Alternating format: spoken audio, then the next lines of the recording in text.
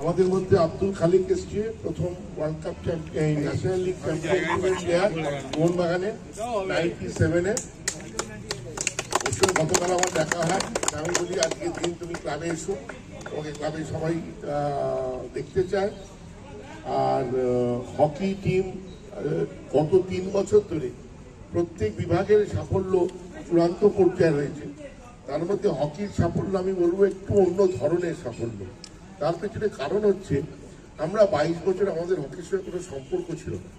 আমরা hockey player কিভাবে হয়, টিম কিভাবে হয়, সত্যি কথা বলছি আমাদের কারোর জ্ঞান ছিল না।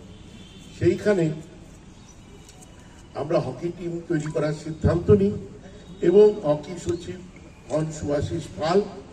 তিনি এবং তার হকি সাব কমিটির প্রত্যেকটি মেম্বার, সুদীপ্ত আছে, সুব্রত আছে, সঞ্জয় আছে, সুপ্রভাত আছে, অরিজিৎ আছে, দেবাশিস রায় আছে,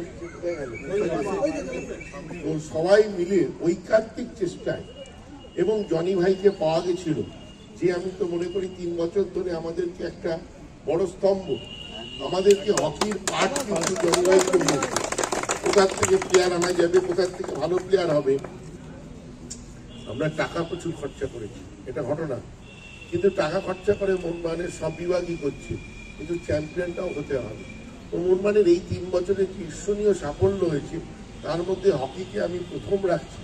তার পেছনে কারণ হচ্ছে এইটা যেটা বললাম, 22 বছর পর হকি খেলা শুরু করা এবং 3 বছরের মধ্যে 2বার চ্যাম্পিয়ন, 1বার রানার্স, 1 পয়েন্টের জন্য আমরা রানার্স হয়েছি। প্রথমবার চ্যাম্পিয়ন, দ্বিতীয় বছর রানার্স, এবার চ্যাম্পিয়ন। এবং এবারও আমরা অপরাজিত ভাবে হয়েছি, একটা ম্যাচ আমরা ড্র করেছি। তো তার জন্য আমি সবাইকে সাধুবাদ জানাচ্ছি।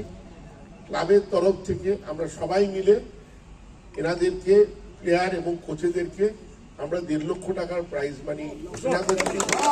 1.5 লক্ষ টাকা ওনাদের মধ্যে ভাগ করে সবাই পাবে, ইনক্লুডিং মানিকও ওদের সঙ্গে যে কাজ করেছে, মানিকও একটা ভাগ পাবে।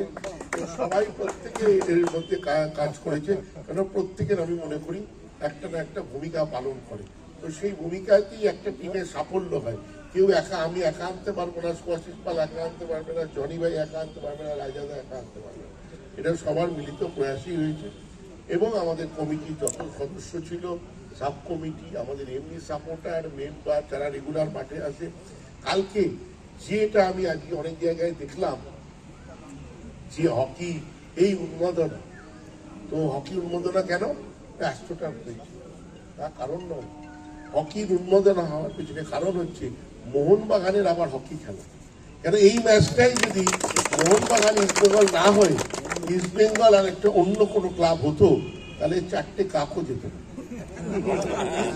মোহনবাগান ইস্টবেঙ্গলের আবেগকে কেউ কেড়ে নিতে পারে না, এই আবেগ চিরকাল থাকবেই।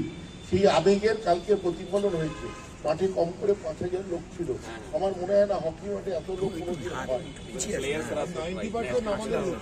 আজকে ন্যাশনাল প্লেয়ার্স সারপ্রাইজ, যে এত আমাদের প্লেয়াররা কেন গেছিলেন জানেন? তোমাকে বলছি, কারণ খেলাটা ছিল ইস্টবেঙ্গলের এগেনস্টে। এই খেলাটা যদি হতো কোনো একটা অন্য টিমের এগেনস্টে, 4টে লোক যেত, তুমি যেতে থাকবে। এটা বাস্তব, বাস্তবকে অস্বীকার করে মোহনবাগান যায়, ইস্টবেঙ্গল তাই, অস্বীকার করার কোনো জায়গা নেই, কাউকে ছোট করার জায়গা নেই।